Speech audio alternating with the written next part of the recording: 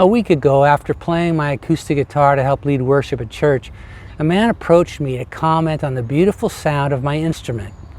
I don't know what he thought of my playing, he didn't say, but he was right about my guitar. It sounds great. It's a blonde jumbo guild I've had for 50 years, and like all well-made wooden instruments, it's grown old very gracefully. As the wood has aged, it's developed a wonderfully rich tone that I absolutely love. But I value the guitar for another and more important reason. I didn't buy it. It was a gift. As a young man, I toured and recorded with one of the early Jesus music bands. In those days, Christian music was not an industry like it is now, and artists barely survived financially. So although my guitar desperately needed an upgrade, I just couldn't afford it.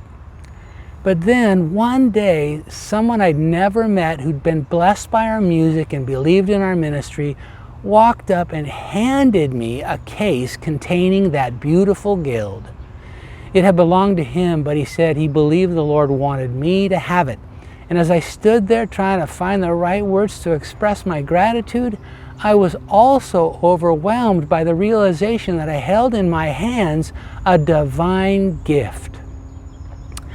Before Jesus prayed for his disciples, he prayed about them. In John 17:6-10, he summarized the state of their spiritual preparedness while highlighting key elements of his disciple-making strategy. He began by praying, "I have manifested your name," which referred to the ways he'd introduced the disciples to God as Father. And embracing the Father heart of God is foundational to a life of faith, in part because understanding who He is makes it possible for us to comprehend who we are. I believe that's why the Lord completed that sentence with a description of His disciples as, "the men you have given me." They weren't just a random assortment of misfits He got stuck with.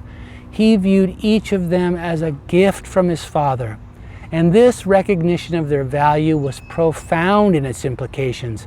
It provided them with a basis for a whole new identity.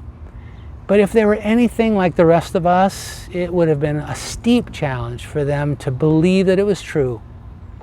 I'm sure they were as deeply aware of their flawed history, shortcomings, and sinfulness as we are, and just as prone to self-doubt.